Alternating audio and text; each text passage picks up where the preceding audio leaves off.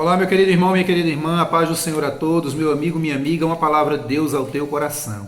Sobre a oração, você sabia que pode existir momentos na nossa vida em que Deus, ele diz, não ore mais por esta pessoa, não ore mais por esta causa, não ore mais por este povo, sabia disso?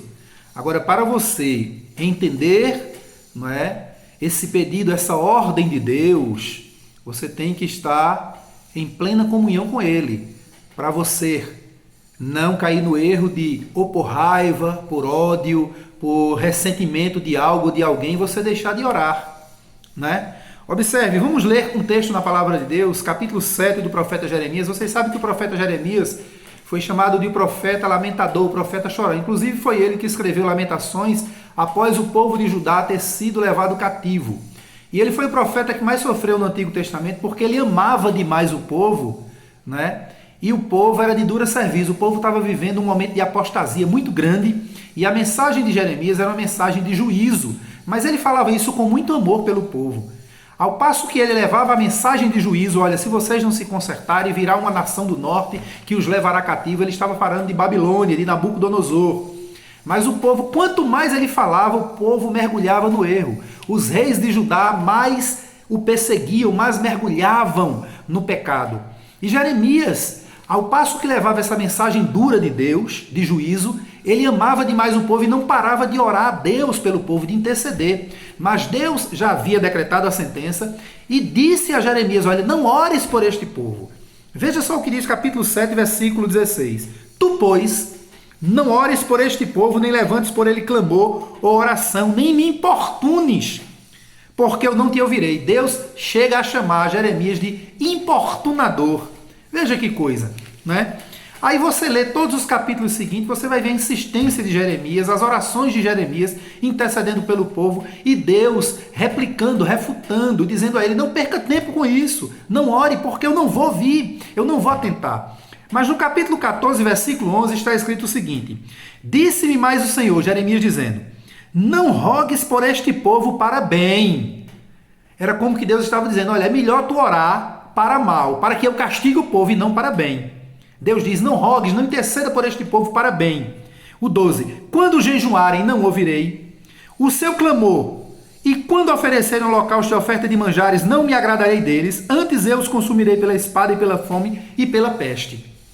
Não adianta, irmão, não adianta, igreja, não adianta, líderes, estar conclamando o povo, um grupo para orar por um pastor corrupto, por um líder corrupto, por alguém que está em pecado como os filhos de Eli, que nós vamos ver o exemplo. Que a Bíblia diz que o conselho de Eli não serviu para aqueles jovens porque o Senhor os queria matar, porque eles eram sacerdotes e se tornaram tão corruptos, tão prostitutos, tão imundos, tão execráveis, que não adiantava mais oração. Primeiro tem que haver conserto do altar para que haja oração. Sabia que tem muita gente nesse momento nas igrejas orando em vão?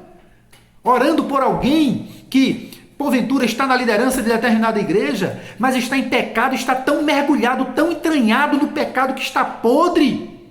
E as pessoas orando, intercedendo para Deus ajudar, para Deus ter misericórdia, para Deus... Primeiro conserta o altar para a oração ter valor.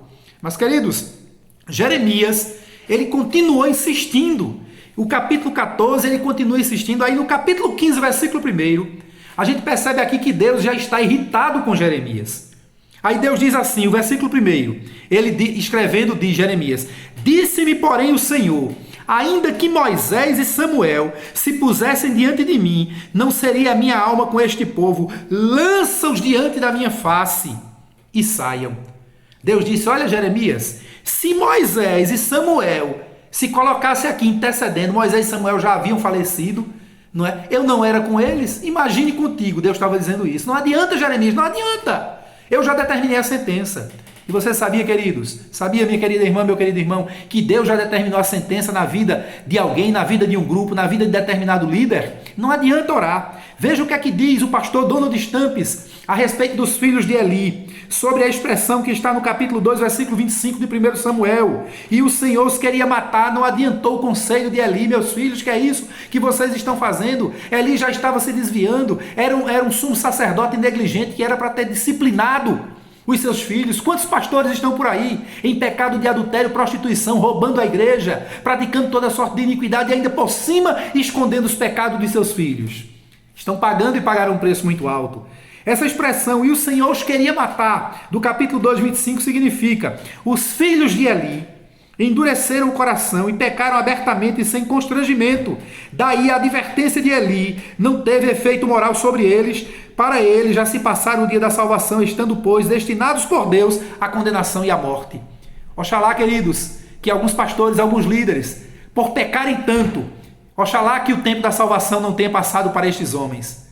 Mas você observa que quanto mais Deus trata, quanto mais as pessoas denunciam, quanto mais eles pagam preço terrível e são desmoralizados, mas eles praticam iniquidade. Talvez o tempo da salvação já tenha passado para estes homens. Talvez a tua oração que tu estás orando para Deus manter o ungido que tu achas que é ungido, a ungida, Deus está dizendo: pare, não ore mais, porque eu já tenho decretado a sentença. Ou conserta o altar, ou vai morrer. Que Deus abençoe a todos, irmãos, em nome de Jesus. Leiamos Bíblia e aprendamos Bíblia para não sermos enganados.